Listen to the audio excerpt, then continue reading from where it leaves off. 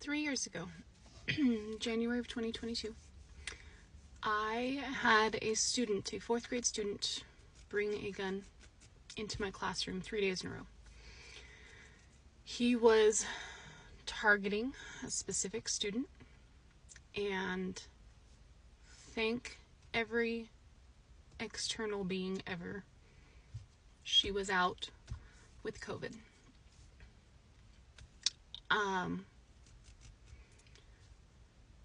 This child's parent called the school and asked if the principal could check his backpack to see if his weapon was in there, because they couldn't find it at home.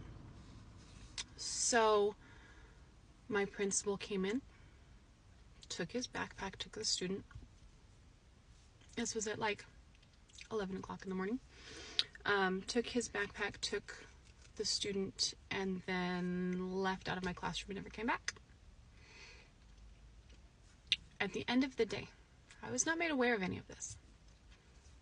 At the end of the day, my principal pulled me into his office and said, "Hey, you've had a gun in your classroom. This is the type of weapon it was. This is what it was. And this was the student he was targeting." Now, I was gobsmacked. I didn't know what I didn't know. And it was left at that. I was told in that meeting, don't tell anybody, don't create panic, nothing happened, sweep it under the rug. Those words will forever and always be burned into my memory. Sweep it under the rug. Don't tell anybody. Don't create panic. Nothing happened. I went home that night, and lots of tears, lots of processing happening, because not only was I disrespected, there was nothing going to happen to this student. He was going to be allowed back in my classroom with no repercussions. He couldn't bring a backpack. That was it. That was the repercussions. And so I said absolutely not. I broke it down in my brain about what needed to happen, what should have happened. And I was told, back up. So, I go in the next morning. That was a Wednesday. I go in on a Thursday. That's my COVID testing day. And so, I tested positive for COVID Thursday morning. Before the principal was there, before school started, I tested positive for COVID, so I had to leave. And I had to be out for a full 7 days. So, I was out. I had a sub in my classroom, and a student who had brought a weapon to school Monday, Tuesday, Wednesday with a sub. I didn't know when this little girl was going to come back into the classroom, because she has been out on COVID, with COVID. And so my life fell apart very quickly. During my 7 days, I wrote my letter of resignation. I broke down why I wrote my letter of resignation. I made a few TikToks. I don't know if they're still up or not. I don't remember. But when I went back the following Thursday, my class had been dismissed because there had been so many COVID students, so many positive COVID tests in my class, that my class had to be quarantined for a week. So when I went back on Thursday of the following week, there was nobody there. And I thank the heavens for that every day. I got called into my principal's office on that Thursday, and he said, I've seen your TikToks.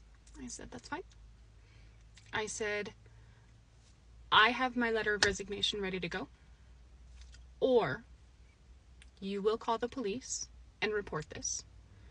You will let this little girl's family know that she's being targeted, because they both walked home in the same direction. I said, you're going to let this girl's family know that she's being targeted because she needs to have an alternative way to get home from here on out. He needs to be removed from my classroom because I no longer feel safe in my classroom. I no longer feel like my students are safe, and I no longer feel safe in my classroom. He needs to be checked out by the counseling team to make sure he's not a danger to himself or others. And all of these things need to be met. Every single one of them. They should have been met before. And they weren't. That Wednesday, my principal handed the weapon back to the family members. I think mom and dad. And his only repercussion was he couldn't bring a backpack to school anymore. And that was it. That was it. There's no safety precautions. My principal did everything I said that needed to happen. Pretty much against his will. At the same time that all of this took place, another 4th grade member of our team had found out that she had cancer, and so we had a long-term sub in her position. And so if I turned in my letter of resignation and left, we would have had 2 long-term subs in a 4-classroom cohort. So he did everything I asked him to do. And I still turned in my letter of resignation for the end of the school year. I turned in my letter of resignation in January for the end of the school year. And I said I'd stay. And he talked to me one more time from January to June. He talked to me one more time, and he asked me to rescind my letter of resignation.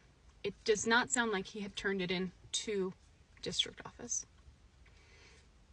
And I said no, I wouldn't do it. And I had written in my letter of resignation, when a teacher comes to you with a mental health crisis, with a crisis in her classroom, you need to take it seriously and not sweep it under the rug. I was a squeaky wheel, and I will absolutely continue to be a squeaky wheel. All that to be said, my life trajectory as a teacher changed that day. 2022 sucked ass. I was ostracized.